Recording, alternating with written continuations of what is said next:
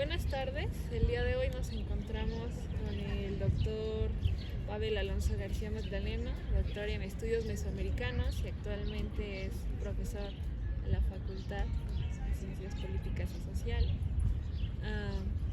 Nos va a dar una entrevista, como ya habíamos planteado en nuestros ejes temáticos son el trabajo de campo y la ética. También la preparación para el trabajo de campo, la antropología y la alteridad, las dificultades y dilemas éticos que estos acarrean, la práctica profesional dentro y fuera de la academia y la ética antropológica y medio ambiente, así como la cosmohistoria multiespecie. Empezamos con las preguntas, Esther.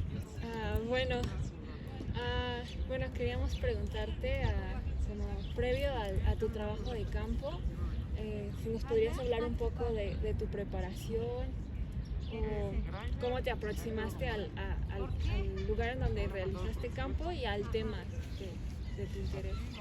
Bueno, en general siempre me han llamado la atención los animales con respecto al tema, y desde la licenciatura que estudié Historia en la Facultad de Filosofía y Letras, que está aquí cerquita, tenía como esa intención, ¿no? De fondo no estudié biología porque la bioquímica y la microbiología no me gusta, pero siempre me llamaron la atención los animales.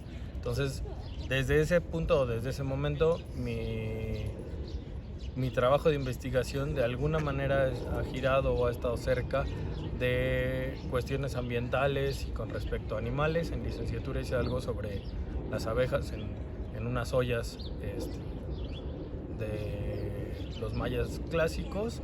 En la maestría hice algo sobre ranas y sapos, y para el doctorado decidí hacer algo sobre la noción de animal, ¿no? Como mucho más teórico, abstracto, general, aunque no tanto, ¿no?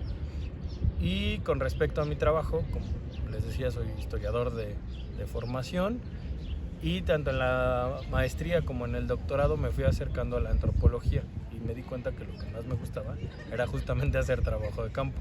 Entonces de ahí fue mi acercamiento hacia la antropología, y fue un tanto intuitivo, fue ir viendo la manera de acercarme con estas personas y entender qué estaba sucediendo con ellos y con sus relaciones ambientales. De manera muy específica, cuando yo estaba terminando la licenciatura y quería entrar a la maestría, varias de mis profesoras en filosofía trabajan algunas en el Centro de Estudios Mayas, en el Instituto de Investigaciones Filológicas, y ellas tenían un vínculo, estaban trabajando con dos profesores de la Universidad Intercultural de Oriente, uno que está en Valladolid.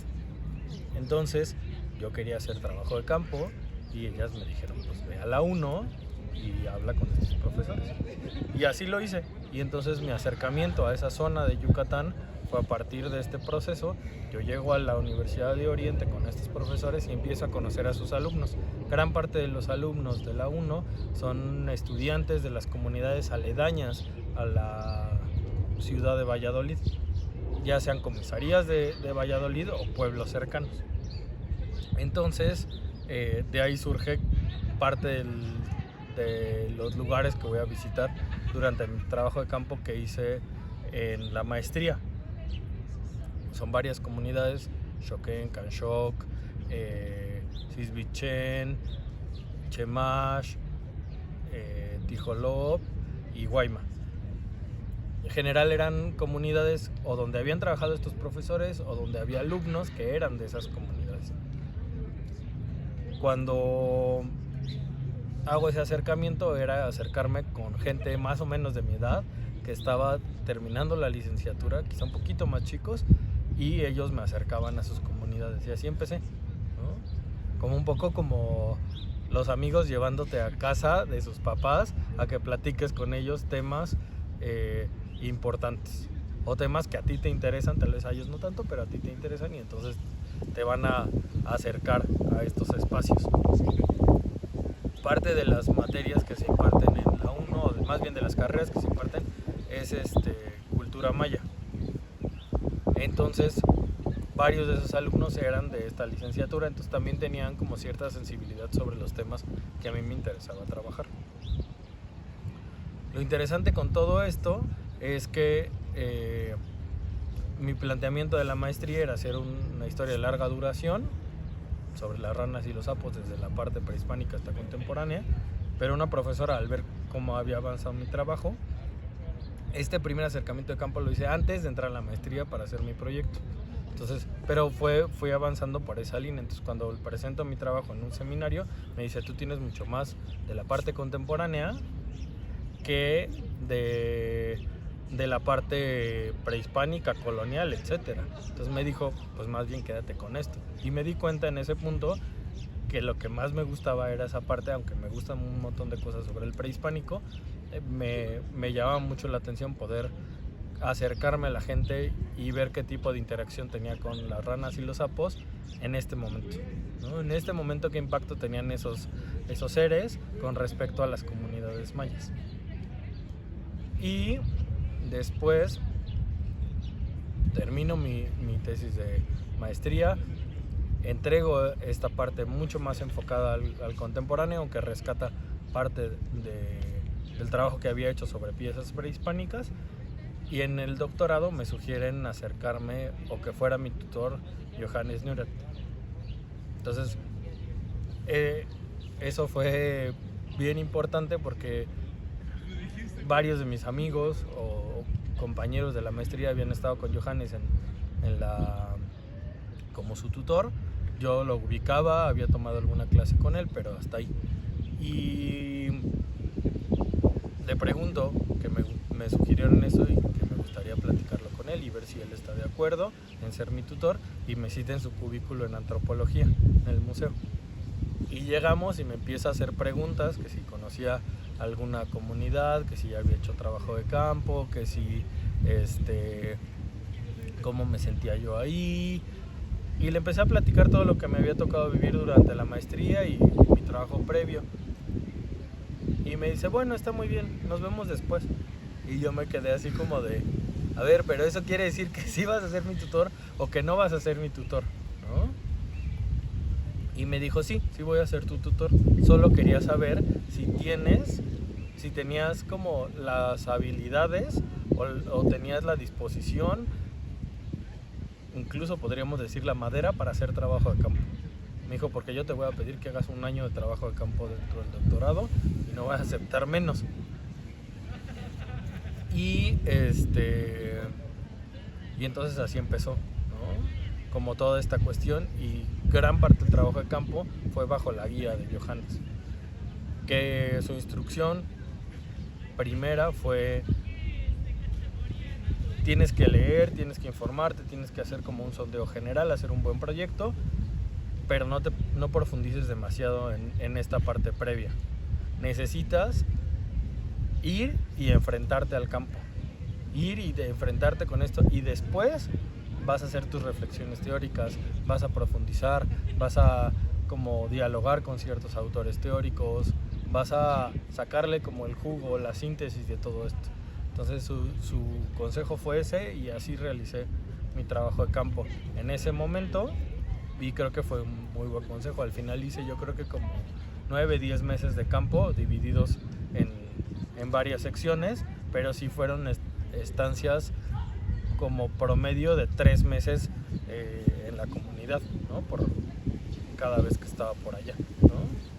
Y en tu trabajo ya en la comunidad en la que finalmente hiciste en Guaymas, el doctorado, ¿llegaste de plano con el enfoque de los animales o cómo manejaste eso? O sea, ¿llegaste con un enfoque o venías más abierto a ver si...? No, en el caso de Guaymas, que además es interesante porque yo la maestría la había realizado en varias comunidades, como les estaba diciendo, y entonces cuando yo lo hablo con Johannes me dice, no, tiene que ser una sola comunidad y elige con qué comunidad te vas a quedar, porque solo puede ser una y ahí vas a ir y ahí vas a profundizar. Al final escojo Guaymas, que además es bien interesante porque mi contacto en Guaymas es Virgilio Espadas, que es más o menos de mi edad y que conocí en la 1, pero él no estaba estudiando cultura maya, estaba estudiando, creo que administración o contaduría, una cosa así. pero siempre le ha gustado mucho y su familia son alfareros, entonces siempre ha estado como cerca y lo conocí en una exposición, nos hicimos muy buenos amigos y el lugar me gustó mucho. O sea, sentí que era un lugar muy...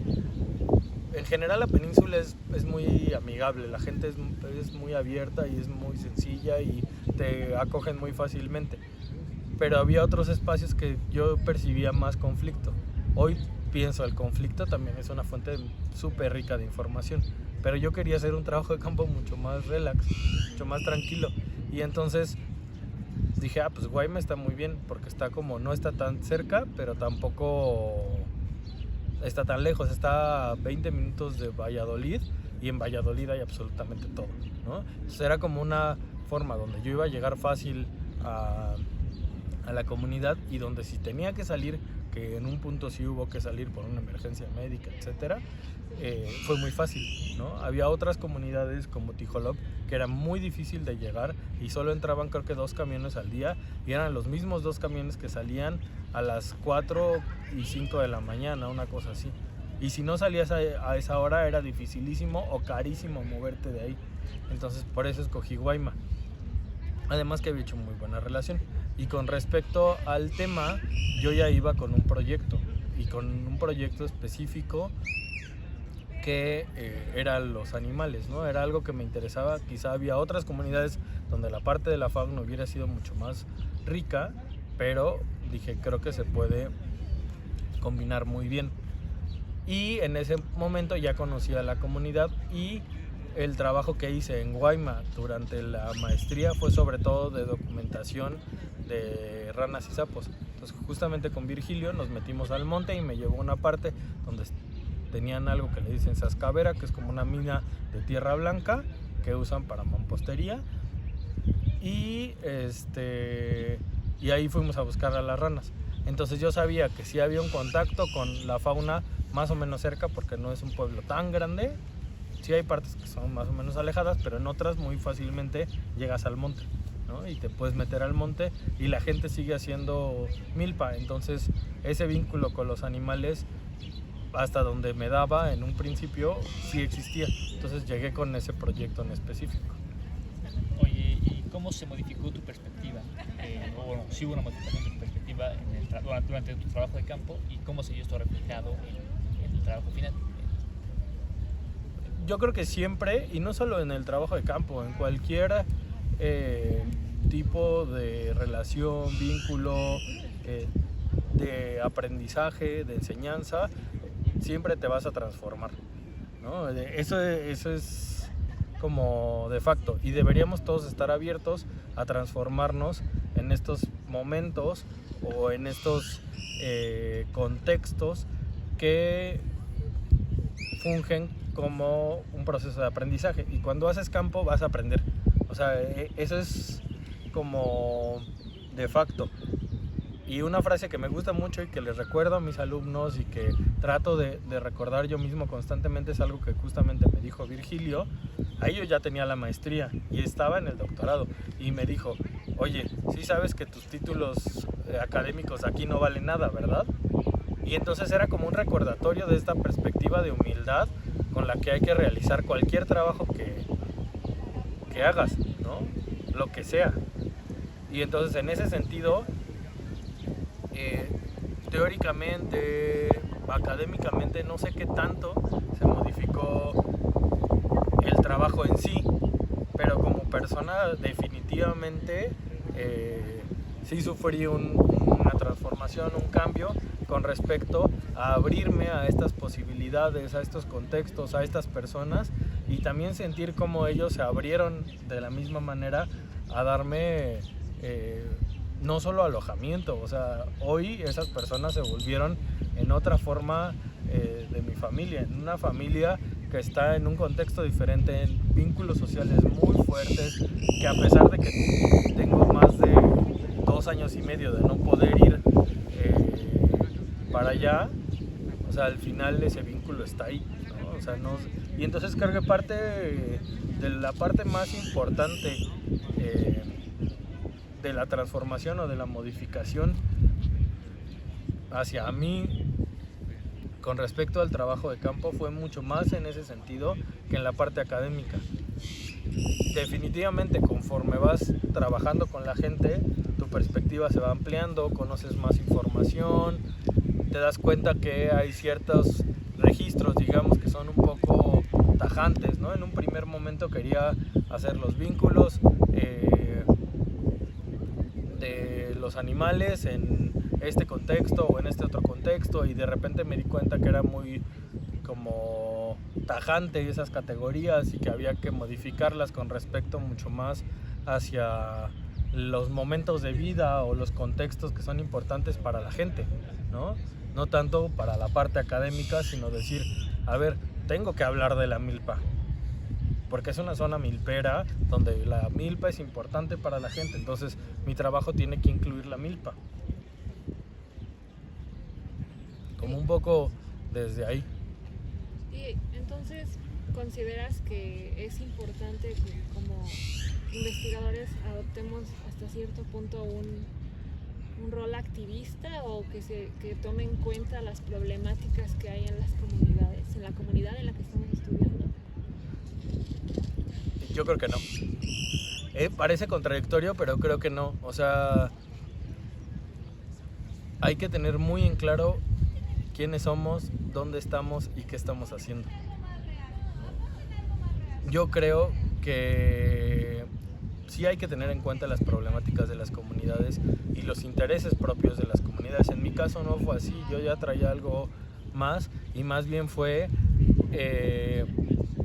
acercarme a estas personas y preguntar sobre lo que a mí me interesaba. Lo interesante es que en ese proceso también, o sea, gran parte del aprendizaje lo hice haciendo trabajo de alfarería.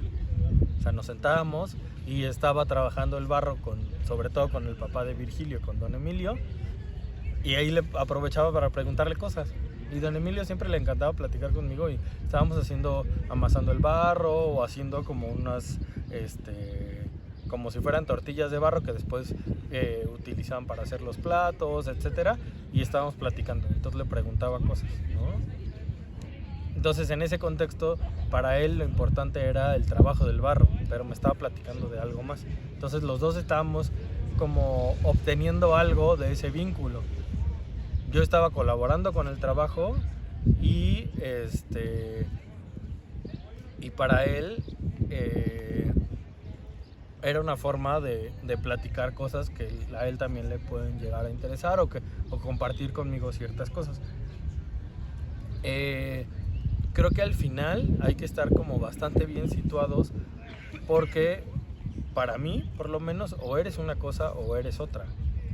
O sea, incluso o eres parte de la comunidad, o eres un estudiante o un académico, o eres un activista. Y puede ser que en ciertos momentos te comportes de manera diferente. Y puede ser que en ciertos contextos ayudes en ciertas problemáticas de la comunidad, ¿no? Yo creo que yo le he dejado mucho más, no a la comunidad tal vez en general, pero sí a la familia, con los vínculos aquí en la ciudad. Oye, necesitamos que nos mandes tal cosa, ¿sí? Que en sí mismo en mi trabajo académico, que era un interés mucho más hacia lo personal. Pero si tú te vuelves de la comunidad, entonces ya no estás haciendo antropología, eres parte de la comunidad, y no está mal. Comprar un terrenito, irte a vivir allá, hacer tu casita, aprender el maya, participar en las fiestas en general, participar en la fiesta patronal tal vez en particular. Y puede ser que en algún punto la comunidad te acoja como parte de la comunidad y no como un ente externo que solo estás ahí y que medio participas, ¿no? O sea, tal vez sí logres ese vínculo.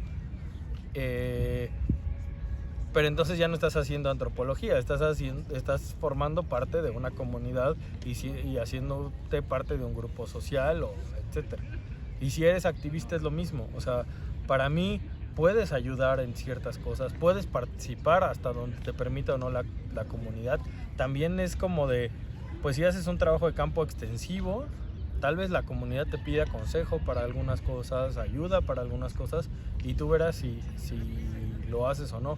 Pero como emprender un rol de activista se me hace de entrada por lo menos, o entrarle desde ahí como una visión bastante paternalista, de decir, las comunidades o estos grupos sociales necesitan de activistas, como los músicos que salieron ahora con lo del Tren Maya, que les den voz, ¿no? Y una cosa es que sean alianzas políticas como lo han hecho los wixárikas, y otra cosa es que necesiten de Occidente para darles voz, para darles visibilidad, etcétera, ¿no? Y al final es creer que estamos trabajando para las comunidades, pero más bien, desde mi perspectiva, si no se hace bien, es mucho más trabajar para el propio ego de los antropólogos y como una falsa modestia que te va a generar el decir, claro, yo estoy ayudando a las comunidades.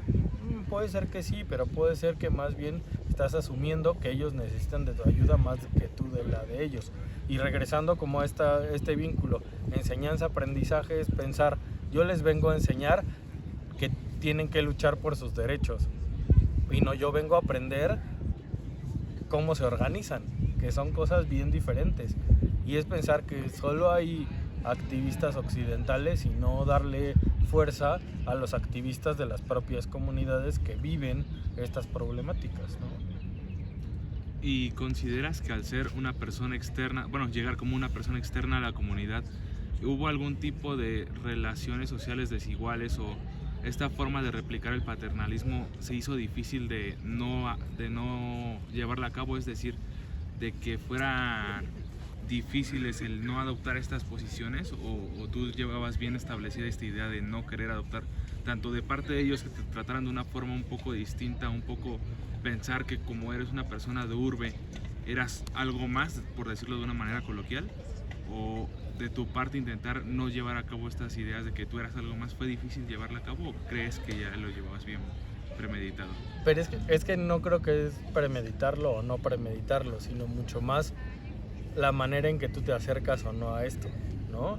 O sea, si tú te acercas a una comunidad de entrada desde esa perspectiva, o sea, son como dos perspectivas solamente. ¿Vienes a enseñar o vienes a aprender? Y normalmente son ambas, porque también me tocó dar 2 talleres que más que enseñar, para mí era una forma de hacer campo. Para mí fue una estrategia de vincularme con ciertas personas y de darme a conocer con la comunidad. Hice un taller de educación ambiental con un biólogo que era en ese momento el director del zoológico de Valladolid, que se llama Vallazú. Y un día llegué con él y le dije, oye, yo estoy haciendo un trabajo sobre animales en Guayma y me interesa saber cosas en el zoológico. Y me di cuenta que era un biólogo de la UAM súper chido, con el que después hice muy buena amistad, que después salió del zoológico, etc. Y nos planteamos hacer un taller de educación ambiental creo que en la secundaria.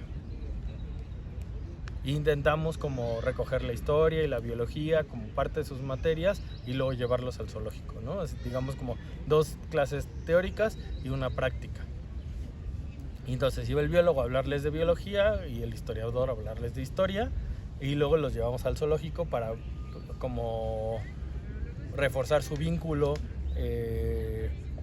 con los animales, como desde casa, o sea, lo que había dentro de las narrativas locales y eso que me tocó a mí, la perspectiva de la ecología y la conservación, etcétera, que dio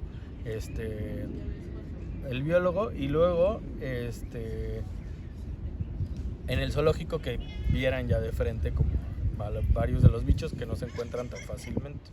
Entonces, eso fue uno, y la idea era interactuar con los alumnos, interactuar con los profesores, también observar qué tipo de narrativas con respecto a la fauna tenían en casa, que era algo que a mí me interesaba, y hacer una dinámica, digamos. Y lo otro fue un taller de mujeres que me propusieron en el centro de salud, que tenían como el programa, no sé si Pronaves, una cosa así, pero era como una ayuda federal que les daban y que tenían que ir a cada cierto tiempo al centro de salud si los llamaban, ¿no? Entonces me dijeron, si quieres les puedes dar un tallercito con las mujeres, y con las mujeres yo nunca había trabajado, por cuestiones yo creo que principalmente de género, pero no era como un contexto que fuera fácil para mí. Y entonces dije, pues es una buena oportunidad. Y entonces les di una charla sobre la importancia del maya y la conservación de la lengua en diferentes contextos, a creo como 4 grupos de mujeres, de 25 mujeres cada vez, ¿no? Pero en ese contexto, aunque pareciera que yo les estaba enseñando, más bien lo que estaba buscando era posicionarme dentro de la comunidad, sí como alguien respetado, pero más allá como alguien que les venía a enseñar, como alguien que estaba ahí y que hacía algo interesante, ¿no? Eso funciona porque esos vínculos comunitarios al mismo tiempo te protegen, que en el caso de Guaymas no es una zona riesgosa ni mucho menos, pero cuando tienes vínculos comunitarios eso te genera una esfera de protección en el sentido de que te ubica la gente y no es como que haces el güey aquí, ¿no? Que es esa persona externa que quién sabe a qué viene, ¿no? Y de las cosas interesantes también es que cuando yo caminaba la gente me saludaba y yo los saludaba de regreso, aunque no nos conociéramos. Y alguna vez Virgilio me dijo, te saludan porque te están respetando, ¿no? O sea, no solamente porque era alguien externo, sino por mi edad o lo que sea, ¿no? Entonces era una señal de respeto por parte de la comunidad hacia mí, ¿no? Y siempre se mantuvo así. Alguna vez me pidió don Emilio que fuera a formarme para una ayuda de Procampo, creo, y me dijo 2 veces, cuando llegues saludas a todos los señores que van a estar ahí, que no los conozcas, los saludas a todos, sí, don Emilio, ¿no? Es una forma de respeto. Entonces, de esa manera, junto con lo que yo siempre recomiendo a todo el mundo de van a hacer campo, pues vayan con las autoridades, con su carta de la universidad y díganles, soy estudiante universitario, vengo a trabajar, este es mi tema y voy a estar viviendo en esta casa. Y ya, entonces, el municipio sabe que tú estás ahí y te tienen ubicado, por lo menos, ¿no? Entonces, el proceso fue mucho más ese y fue mucho más orgánico, no fue como que yo dijera, no, yo no le voy a enseñar nada a nadie y yo vengo a aprender, y más bien fue, yo quiero conocer de ellos, pero en la antropología siempre va a ser la contraparte y eso lo hace bien diferente a la historia. Cuando estudias historia, el diálogo con las personas no es directo, es mediante las fuentes. Y la crítica también es mediante las fuentes. Entonces hay un intermediario que genera una zona, digamos, de confort. Y la crítica va a ser de tus colegas, digamos. En el caso de la antropología, quien te va a cuestionar va a ser la propia gente. Y no solamente en tu trabajo formal, digamos, o en tu trabajo académico. Te van a cuestionar en tu trabajo de campo. Y eso es muy duro. Esa parte yo creo que los historiadores no saben qué fuerte es con respecto a los antropólogos, por lo menos, o otras ciencias sociales, enfrentarte a hacer trabajo de campo extensivo en una comunidad donde eres un agente externo y que te van a preguntar, ¿y tú estás casado? ¿Y tienes hijos? ¿Y cuál es tu preferencia sexual? ¿No? O tus papás quién sabe qué, ¿no? ¿Por qué tienes esta religión y no esta otra? ¿No? Y no te puedes hacer a un lado. O sea, si te tomas en serio lo que estás haciendo, tienes que entrarle a eso. Y te puede dar información, pero también en un punto se puede volver bastante incómodo, ¿no? Depende de la comunidad y depende de qué tanto te involucres o no. Entonces creo que al final ese proceso es mucho más como hacia dónde quieres llevar tu trabajo.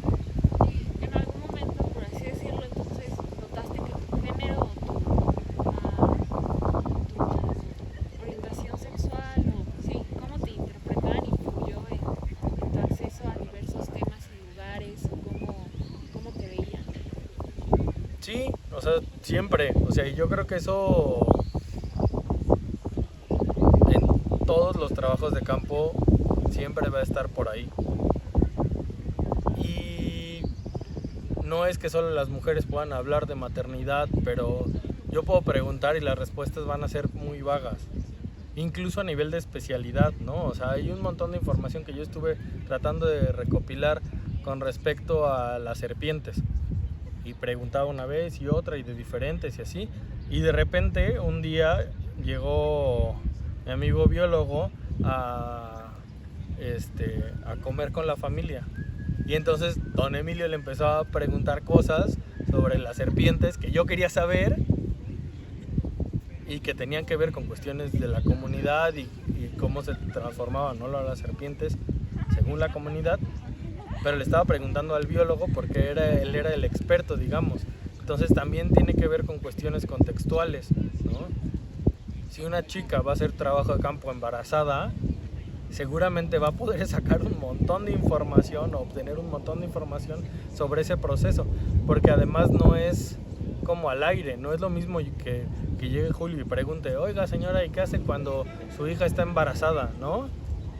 Que llegue una chica embarazada y la señora le diga, oye, nena, ¿sabes qué? Tienes que hacer esto y tienes que hacer esto y tienes que hacer esto. Entonces mucha de la información en campo es contextual. Entonces claro que tu género, tu orientación, en mi caso un poco como cuestiones religiosas, yo les dije, yo no soy católico, pero ¿por qué no eres católico, no? Y varias veces insistían sobre eso, ¿no? E incluso en un punto se volvió incómodo, ¿no? O no me gusta beber, ¿por qué no bebes, no? O sea, ni una, no me gusta beber, ¿no? Pero ¿por qué, no? Y por lo menos en el caso del catolicismo está interesante, y ahora como a la distancia lo pienso, y creo que tiene que ver con los sistemas de cuidado o de protección de la comunidad, donde como estos sistemas jerárquicos están relacionados con figuras religiosas como los santos o como Dios. Entonces, al yo estar fuera de ese sistema, era como de, a ver, tú vienes a meterte aquí, no estás bajo la protección de Santo Domingo ni de Dios, entonces nosotros te tenemos que cuidar, pero ¿cómo le hacemos, no? O sea, ahora me hace mucho más sentido, pero como de una manera global. En ese momento era incluso un poco incómodo, ¿no? Bueno, y yéndonos hacia los antecedentes del trabajo de campo, ¿había antecedentes en tu zona de trabajo de campo de otros antropólogos? ¿Ya había cierta actividad antropológica en tu zona? En la zona sí, ya hay un montón de trabajo por ejemplo, ahora lo que me acuerdo de entrada es el trabajo de Silvia Terán, un trabajo bastante profundo que hizo en la comunidad de Xoquén, que es comisaría de Valladolid, pero en Guayma yo no he visto específicamente, o sea, como que sí, pero no extensivo, digamos. No, por lo menos yo no me he enterado el tiempo que he estado ahí de como alguien que haya llegado a investigar durante mucho tiempo, como eran las referencias eran estudiantes que llegaban y que tomaban un taller ahí con la familia Espadas un rato, que venían como un poco a conocer, o estudiantes que hacían estancias cortas o así, ¿no? Y no solo de antropología, de arqueología o de otras disciplinas, ¿no? Y la onda es que de alguna manera los estudiantes de la UNO pues estaban haciendo lingüística, antropología, etnografías, etcétera, ¿no? Que era además como trabajos de sus propios pueblos. Entonces en la zona oriente de Yucatán sí hay un montón de trabajo, incluso como que se podía relacionar o acercar a antecedentes como lo que hizo Villarrojas en Quintana Roo, ¿no? Que para todos los estudiosos de etnografía en la península, el trabajo de los elegidos de Dios es un referente, ¿no? Por la profundidad etnográfica que hizo y la posibilidad de comparar tu trabajo etnográfico con el suyo, ¿no? Y en estos trabajos previos, ¿crees que hubo una perspectiva ética? O sea, bueno, que sí fue un trabajo ético en general. Yo no lo sé como del todo. De Villarrojas dicen que no, o sea, dicen que decía que era otra cosa, o sea, un vendedor de cualquier cosa y que más bien estaba haciendo antropología. En el caso de los chicos de la UNO creo que es autoetnografía, entonces pues muy posiblemente sí, yo pensaría que sí, pero no es como muy claro, ¿no? De si es o no. Donde creo que nos ha faltado, y me podría incluir ahí, es el vínculo comunitario, porque al final, como decía yo, por condiciones personales, económicas, lo que sea, tiene mucho tiempo que no regreso a la comunidad.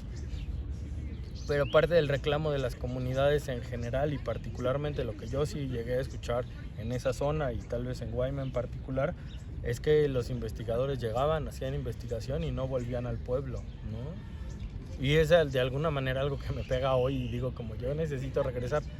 A diferencia tal vez de otras personas, yo sigo teniendo contacto por lo menos con la familia Espadas, y sigo trabajando con ellos diferentes cosas. Estamos viendo si vienen a una exposición de artesanías aquí a la ciudad en un mes, una cosa así, como quiero hacer una exposición sobre su trabajo, etcétera, ¿no? Entonces sigo en contacto y a veces nos hablamos nada más como para saludarnos, pero sí creo que hay un reclamo de la comunidad de como una forma de extractivismo que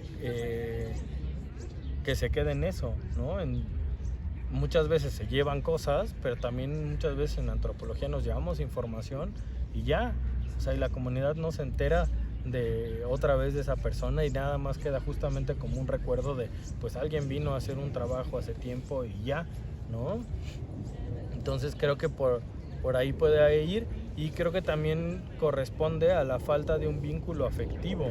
O sea, al final, aunque yo no haya regresado en 2 años y medio, sigo teniendo un vínculo con las personas y con la comunidad, porque ese vínculo afectivo se estableció y ahí vive, ¿no? Y entonces, a veces que yo necesito alguna información porque estoy redactando algo, les hablo y les digo, oigan, me faltó esto, ¿qué onda? ¿No? ¿Qué pasa cuando esto? Y entonces ya como me dan la información, o si ellos necesitan algo, me llaman y me dicen, estamos haciendo un proyecto de esto, ¿nos puedes ayudar en esto y esto? Sí, cómo no, a ver, lo hacemos, y como trabajamos en conjunto, aunque no estemos como en contacto directo, ¿no?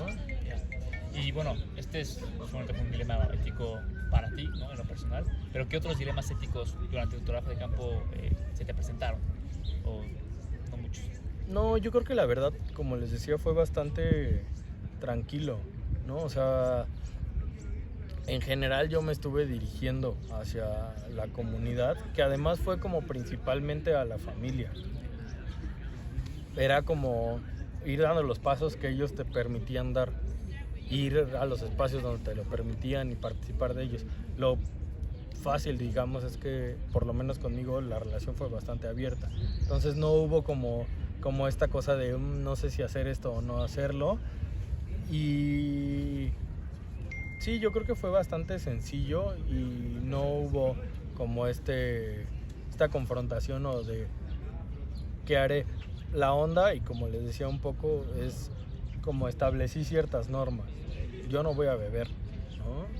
Y entonces la ventaja que yo tenía ahí es que en la familia donde estaba, y muy posiblemente yo creo que por eso escogí esa comunidad y esa familia para el doctorado, los papás no beben, ¿no? Don Emilio hace tiempo dejó de beber y no tiene como ese hábito, lo que sí ocurre en muchos otros contextos de Yucatán. Entonces, tal vez, creo que nada más un par de veces lo vi tomando con su cuñado, creo, una cosa así, y el esposo de su sobrina. Y ya, ¿no? O sea, y en ese momento sí pudo ser un poco incómodo, pero nada más. Entonces yo establecí como ciertas cosas y se respetó, entonces no hubo como ese roce. Y ellos también había un contexto que no era como muy... como una confrontación directa, digamos, ¿no? Entonces yo creo que en mi caso no fue como tan fuerte en el sentido ético, ¿no? Y más bien creo que la parte ética corresponde a otros contextos, como la parte académica, etcétera, ¿no? No tanto, por lo menos a mí no me tocó tanto en campo. Y reflexionando respecto, bueno, con tu trabajo de campo, ¿cuáles considerarías o recapitularías como algunos de los problemas éticos que has visto más notorios o que más se repiten en la antropología o en el ámbito entre la academia o entre los mismos antropólogos? Pues creo que podemos partir de esto que preguntaba Esther, donde es preguntarnos cuál es nuestro papel como antropólogos en la comunidad y hasta dónde, qué cosas podemos exponer y qué cosas no podemos exponer. Eso yo creo que es como la pregunta fundamental.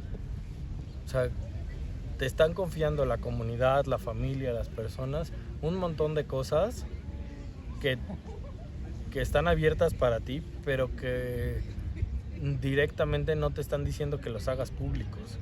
Y tu trabajo como antropólogo es hacerlos públicos.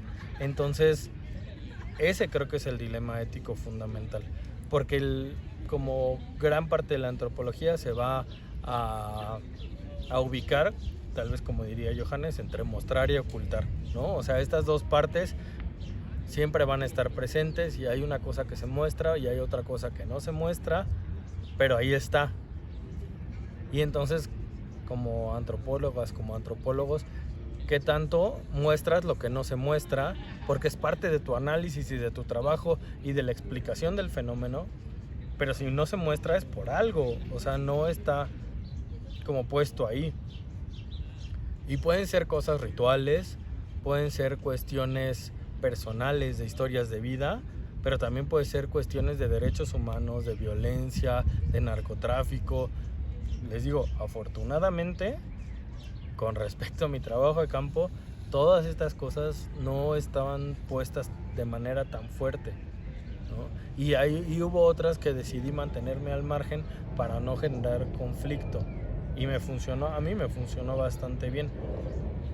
Pero hay otros contextos y otros tipos de trabajo de campo donde están a flor de piel y donde te los vas a topar sí o sí de frente, ¿no? Y cosas que parecen sencillas, pero no lo son tanto, ¿no? O sea, ¿qué tanto puedes publicar o no un canto ritual o un rezo o un trabajo de curación? ¿A qué tanto es ético hacer público algo que tiene que ver con una negociación aprendida en sueños por un especialista ritual que está poniendo su vida en juego y le está poniendo de frente, ¿no? Y entonces tú sacas tu libro con los cantos y dices, está bien bonito, ¿no? Pero eso tiene implicaciones sociales y éticas. Digo, si te dan permiso y te dicen, órale, va, incluso a mí me interesa tener ese libro, pues está bien, ¿no? Pero esas negociaciones y todo no son tan simples, ¿no? Entonces creo que como lo que se está jugando ahí y lo que se tiene que poner en la mesa es eso. O sea, qué tanto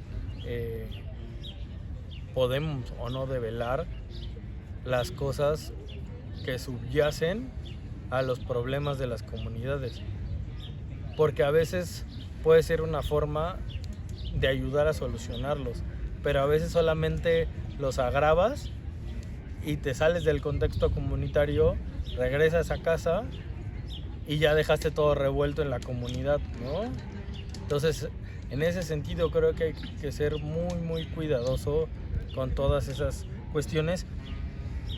Y no sé, o sea, regresando a lo que preguntaba Esther hace rato sobre la condición de género y la condición, preferencias sexuales, etcétera, creo que en ese sentido te tienes que posicionar con mucho más cuidado, porque hay información que te van a dar, información que no te van a dar y que no te corresponde conocer, ¿no? Entonces, en ese sentido, tu planeación de campo tiene que estar desarrollada entendiendo cuál es tu posición dentro del contexto al que vas a ir. Y además, como pensando qué tanto te vas a involucrar, ¿no? Si vas a hacer un trabajo de vida sobre un especialista ritual, ¿qué tanto estás dispuesto o dispuesta en un contexto de volverte especialista ritual, ¿no? Porque va a haber un punto donde te van a decir, a ver, está padre que estés preguntando, pero ¿por qué preguntas, ¿no? ¿Te interesa y lo vas a hacer o nada más estás ahí curioseando? ¿Y qué sentido tiene curiosear mi vida, no? O sea, creo que todas esas cosas como van cambiando y tienes que aprender a posicionarte con respecto a eso de una manera ética principalmente, y como saber que tu propio desarrollo y tus cambios van a impactar en tus relaciones. Me acuerdo mucho que cuando yo llegué, yo era soltero y me cotorreaban con la sobrina y con la prima y así, ¿no? Y en un punto yo me casé y entonces regreso a la comunidad y les digo, pues ya estoy casado, ¿no? Y entonces la posición que ocupo dentro de la comunidad es otra, y la información que te dan es otra, porque ya no eres un peligro con respecto a las mujeres jóvenes de la comunidad de alguna manera, ¿no? O en un punto tampoco ya eres un posible candidato, digamos, en ese contexto de decir, pues es un buen candidato, vamos a emparejarlo con tal, ¿no? Y esas condiciones que son sumamente personales y que no tendrías por qué compartir en un trabajo, digamos, son fundamentales en ese contexto. Entonces, ¿cómo crees que recibió, la comunidad, cómo recibió tu trabajo y cómo lo recibió la academia? Porque te estás saliendo como del canon de...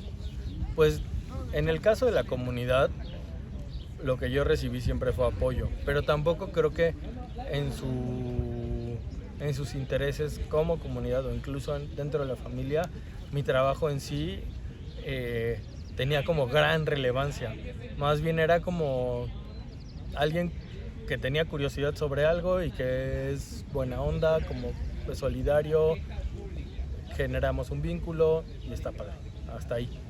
Y más bien el vínculo ha ido por otro espacio, que es más sobre su trabajo de alfarería, en particular con la familia, ¿no?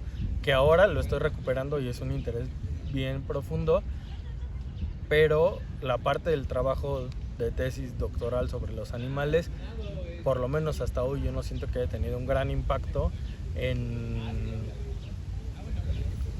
la parte comunitaria. Y en la parte académica, como dices, de alguna manera, como no está dentro del canon, digamos, tampoco es que haya tenido una gran acogida que diga como de, no manches, todo el mundo le encanta mi trabajo, ¿no?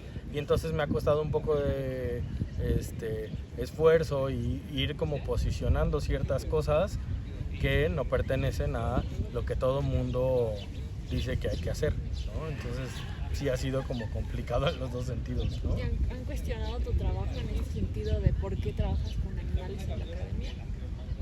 No tanto, pero creo que tampoco, y posiblemente es porque no lo he difundido lo suficiente. O sea, yo creo que en cuanto empiece a hacer más artículos como desde una perspectiva no antropocéntrica, sí va a haber como ciertos cuestionamientos de esos son fumadeces que no tienen ningún sustento científico y que no tienen ningún sustento material y son cuestiones de ideas que no están fundamentadas incluso en un trabajo de campo, ¿no? Bueno, ya orientándonos hacia campo con su historia, con su especie, ¿tú crees que el horizonte ético va más allá del ser humano? Totalmente, pero creo que habría que posicionarse desde una perspectiva no antropocéntrica.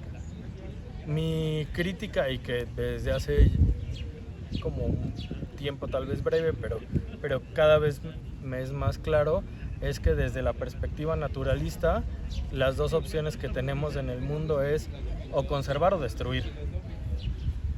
Y entonces los conservacionistas van a decir que tenemos que conservar el mundo porque nos lo estamos acabando, y entonces como intentar hacer esto como las reservas ambientales, ¿no? Las áreas naturales protegidas y todo eso, y decir nadie entre aquí, o sea, casi vamos a acordonar este espacio y vamos a dejar que la naturaleza habite, ¿no? Como algo externo, como algo separado. Sí, de alguna manera segregacionista, que eso es algo que han hecho con las comunidades muchísimo. Pero digo, eso a nivel biológico es como la perspectiva más radical de conservación, es decir, vamos a acordonar espacios y el ser humano no los toque, porque en cuanto los toca, los va a arruinar, ¿no? Y la contraparte es el capitalismo necropolítico brutal, que es no nos importa, hay que consumir y consumir y consumir y consumir y que se acabe lo que se tenga que acabar, ¿no? Estas dos perspectivas son sumamente antropocéntricas porque el ser humano es el centro de toda esa perspectiva, ¿no? Parte de mi propuesta de comunidades multiespecie, donde se incluye o donde podemos pensar en la historia más allá de la limitante humana, tiene que ver con eso, tiene que ver con decir qué otras posibilidades hay de convivir en comunidades donde el ser humano no es el centro rector de todo, ¿no? Somos uno más de estos participantes. ¿Qué pasa con el conservacionismo? Si nos vamos con la parte ética, es decir, es antiético destruir la naturaleza. Y desde la parte activista, incluso un poco animalista, es decir, los animales tienen sentimientos y bla, bla, bla. Pero en los dos casos lo interesante es que lo sitúan como una alteridad que no forma parte de tu misma comunidad. Nosotros tenemos una comunidad de humanos y pertenecemos a esa comunidad de humanos, pero deja fuera un montón de interacciones que va más allá de lo humano.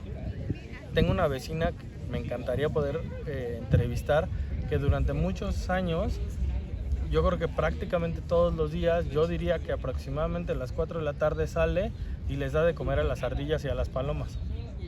Esos animales, que no son animales domésticos, entre comillas, tienen un vínculo afectivo con esa persona y con ese espacio.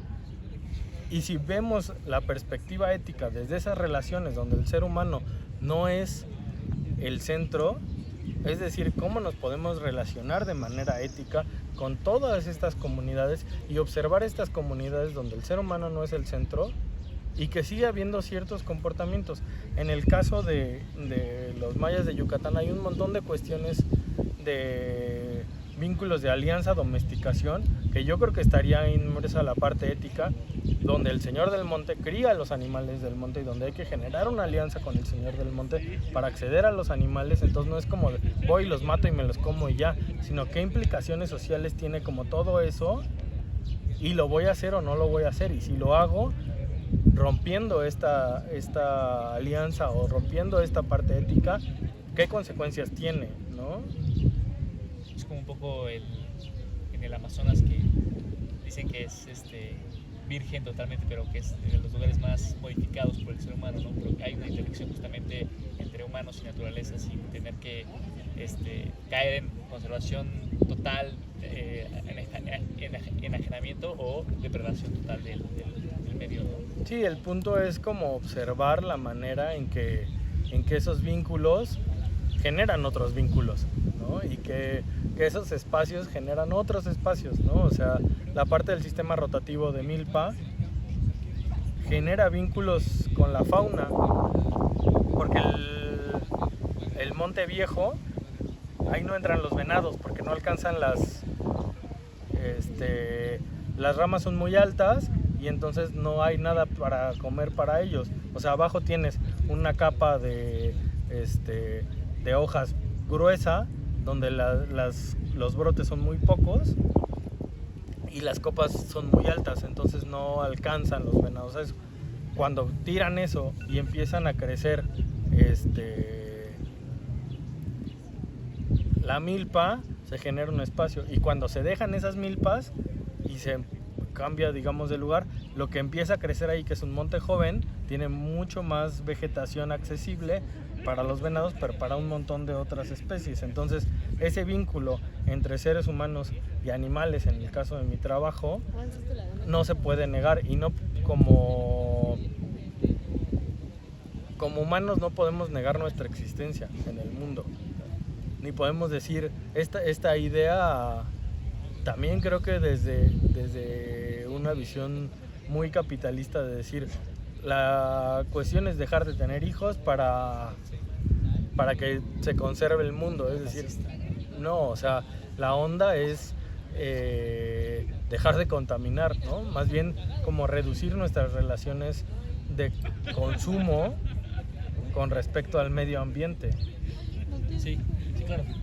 También es un poco como igual la ganadería, ¿no? Que es extensiva, que de alguna u otra forma reemplaza a esos animales que ya no están, por ejemplo, en Europa, que ya no hay puros horizontes, que empiezan estas prácticas de introducir ganado relativamente salvaje en espacios degradados para revitalizarlos, porque tienen un impacto tanto en lo biodiverso, pero también son de provecho humano, ¿no? Entonces es como crear redes entre lo que consume el humano y lo que consume el animal, ¿no? Bueno, no el animal, el medio ambiente en general, porque también afecta a las plantas. Sí, el punto es que esos vínculos son vínculos mucho más profundos y que como entender ciertas formas de relación que generan menos impacto sin negar los vínculos de todo tipo con todos estos seres, porque por lo menos en Yucatán no solo son plantas y animales, o sea, están los dueños de los lugares, el señor del monte, los santos, Dios, etcétera. O sea, hay un montón de seres no humanos con los que está la comunidad en contacto y que muchos de ellos también forman parte de la comunidad, ¿no? Entonces, tener como ese entendimiento trasciende la posibilidad de posicionarte como los humanos son los únicos que tienen derecho a consumir esta carne, ¿no? Porque muchas veces, en la mañana estaba como leyendo algo sobre la danza creo que son los tecuanes, en Guerrero, y hay una danza del tigre donde un tigre se está comiendo el ganado de un hacendado, ¿no? Y entonces se hace toda la danza, etcétera.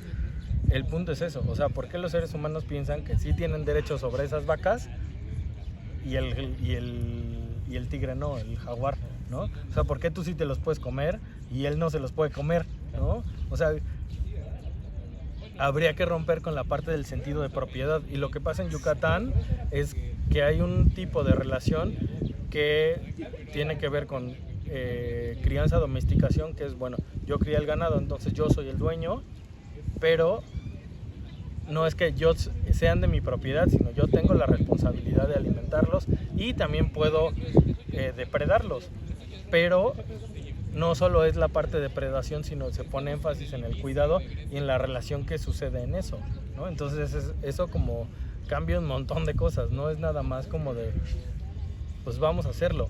En la mañana también estaba viendo algo sobre la transhumancia, ahora que decías, de Europa, y creo que en España hay colectivos de pastores, tienen rebaños de ovejas gigantes. Si tienes un rebaño de ovejas gigantes y lo llevas a pastar siempre al mismo lugar, la tierra se vuelve infértil por el peso de las pisadas y porque se van acabando todo. Estas personas tienen una forma de pastoreo tradicional, digamos, donde hacen recorridos bastante largos con sus rebaños para que vayan comiendo de diferentes lados y así no se acaben todo de un cachito. Y de alguna forma eso afecta positivamente, ¿no? Porque cierto tipo de degradación hasta cierto punto es, pues sí, positivo, y eso se tiene que entender, ¿no? Yo puedo degradar y depredar de la naturaleza, pero la naturaleza también puede depredar de mi propiedad, entre comillas, ¿no? O sea, bueno, puede impactar en lo que es. Pues yo creo que habría que cambiar como los tipos de relación, porque estamos acostumbrados solamente a depredación y conservación. Y lo que hacen, por ejemplo, los mayas tiende más hacia la crianza, domesticación, las alianzas y el don y otro tipo de relaciones donde todo parte de la comunidad y no del individuo.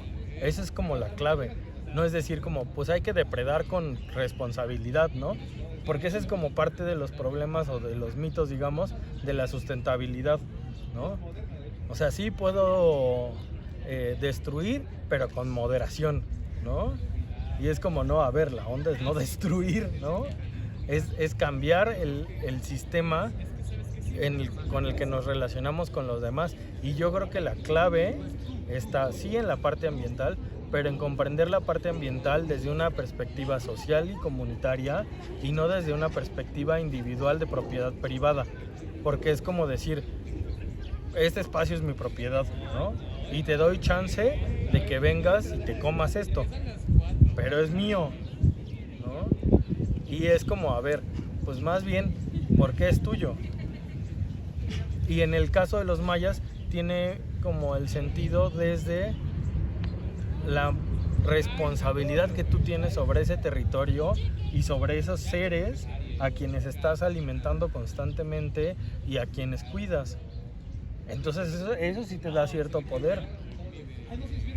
Pero el énfasis no está en el poder y en la posibilidad de depredarlos, sino en la responsabilidad o corresponsabilidad que tú tienes con esos seres. Hay un ejemplo bien interesante que trabajé en la maestría sobre ranas y sapos. Las ranas y los sapos son domésticos o son hijos, porque además Yum en maya se traduce como señor, pero también se traduce como dueño y como padre en algunos contextos. Entonces, si te dicen el dios de la lluvia es Yum de ranas y sapos, de los Mucho, de alguna manera implica todas las formas. O sea, implica que el dios de la lluvia es el encargado de criar, de alimentar, de darles condiciones, de cuidar a ranas y sapos. Pero también que tiene cierta propiedad o cierto derecho sobre ellos. Pero también que tiene un vínculo de parentesco, que es de alguna manera como su padre. Y entonces, al mismo tiempo, él tiene la corresponsabilidad de brindarle estas condiciones, pero las ranas tienen que, con su canto, recordarle, porque a veces es uno, a veces son 4, a veces son 8, cambia, y a veces también incluso cambian de género, que tienen que hacer llover, porque esa es su responsabilidad. Y entonces hay un vínculo de corresponsabilidad entre quien cría y quien es criado. No solo es de un lado, y eso a nivel de poder tiene mucho que ver. O sea, no solamente es decir, pues como yo le di de comer, entonces yo puedo hacer lo que quiera con él. Entonces, ¿tú consideras que las entidades no humanas son interlocutores? ¿Y qué implicaciones crees que tiene eso, político-ética? Ahí nos podríamos empezar a meter en cosmopolítica, y es bien interesante, no soy especialista en eso, pero sí, yo creo que para las comunidades son interlocutores válidos, y desde la antropología debería considerarse esa visión de la comunidad como la visión que debe seguirse. Y entonces, al ser interlocutores válidos, estas relaciones de alianza, domesticación, corresponsabilidad, son relaciones políticas y relaciones éticas. O sea, al final, si el dios de la lluvia no le da las condiciones como la lluvia a las ranas y los sapos, está faltando a una alianza o un vínculo que pasa también por una cuestión ética. O sea, está como haciendo las cosas mal, digamos. Y en el caso de las comunidades, todos estos interlocutores son interlocutores válidos, y todas las relaciones que tienen con ellos son relaciones políticas. Entonces, de manera ética debería darse la importancia que tienen estas entidades como interlocutores y referentes políticos para el manejo de los contextos como el monte, pero también de los ríos, de como todos estos espacios de territorio, que en general es un territorio vivo, ¿no? O sea, la montaña es una entidad viva a la cual hay que alimentar, a la cual hay que dar tributo o ofrendas, y generar una relación política con ese espacio, que al mismo tiempo es un espacio que se habita y que está habitado por seres. O sea, son como un montón de cosas ahí como englobadas que tienen que tomarse en cuenta dentro del trabajo de campo, pero también dentro del trabajo antropológico a la hora de hacer discusiones académicas, incluso a llevarlo como derechos políticos, ¿no? Entonces, no sé, en una conferencia en el contexto del Día de la Tierra, en la cual me invitaron a participar, decía que que los ríos deben tener el derecho a no ser desecados, por ejemplo, ¿no? O sea, darles como esta posibilidad de una entidad viviente, la cual tiene el derecho a no desecarse, ¿no? A no morir. Pues te agradecemos mucho tu entrevista. Lo que más nos interesaba también era tu propuesta, precisamente creo que tu propuesta de comunidades multiespecie nos deja replantearnos como la ética, y es algo que, por ejemplo, en nuestro curso nunca tocamos la ética más allá de entidades humanas. Entonces, también por eso era nuestro interés por entrevistarte, porque creemos que no solamente nos enriquece a nosotros tres, sino a todo nuestro grupo y a más, porque es llevar más allá de la mirada del horizonte ético del que siempre estamos debatiendo a otras entidades que muchas veces ni siquiera se toman en cuenta. Entonces, te agradecemos muchísimo tu entrevista y tu tiempo. Gracias. Muchas gracias. Pues sí, lo mismo, ¿no? Creo que al final estos dilemas éticos que siempre tomamos en cuenta son de índole de no afectar a otras personas, porque son los únicos que creemos que tienen la capacidad de razonar de qué les afecta, ¿no? Y por qué de esta forma no pensar que les afecta a los animales o al mismo clima, cuando realmente de alguna manera te hacen ver a través de las señas que muestran que les está afectando, ¿no? Ya sea, como mencionas, si un río se seca, pues todo a su alrededor va a ir perdiendo vida, va a ir perdiendo estas plantas, animales, incluso la forma en cómo las mismas comunidades se ven afectadas porque ellos mismos afectan a seres no humanos, ¿no? Y son, creo que, dilemas que nunca hemos tocado, al menos como parte de los cursos de ética, y que deben de ser igual de importantes, puesto que vamos a una comunidad no solo a tratar con el ser humano, sino a tratar con todo todo el entorno con el que interactúa, ¿no? Tanto las personas que viven ahí como nosotros que somos externos. Sí, claro. Y ahí el punto fundamental sería observar la visión de la propia comunidad, ¿no? Y a veces nosotros lo vemos desde una perspectiva naturalista y occidental, de decir, pues es que se seca el río y entonces mueren los peces, ¿no?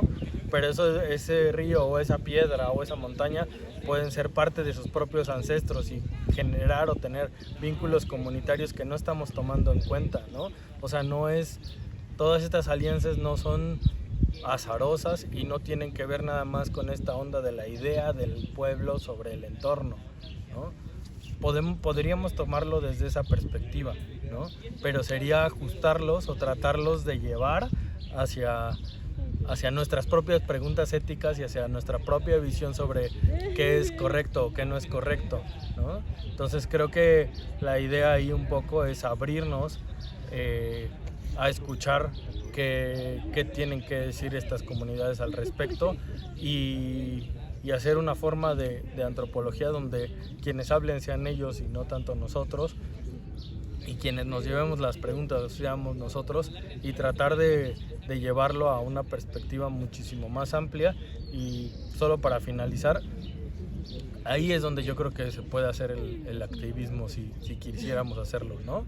O sea, no tanto en decir necesitamos defender a las comunidades, sino decir, a ver, con nuestros propios dilemas éticos, tratar de deconstruir nuestra visión sobre estas personas, pero también sobre su entorno, sobre sus relaciones y en particular, si quisiéramos, sobre sus relaciones éticas, ¿no?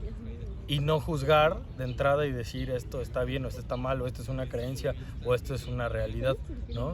Sino simplemente como profundizar en ello e intentar ver hacia dónde nos lleva, ¿no? ¿Qué implicaciones tiene eso, ¿no? Hacia dónde va, y en tanto que la comunidad permita o no involucrarnos en eso o no, ¿no? Según nuestros intereses y las posibilidades y apertura de la comunidad. Y si puedo ayudarles en algo más, muchísimo gusto. Muchas gracias. Muchas gracias.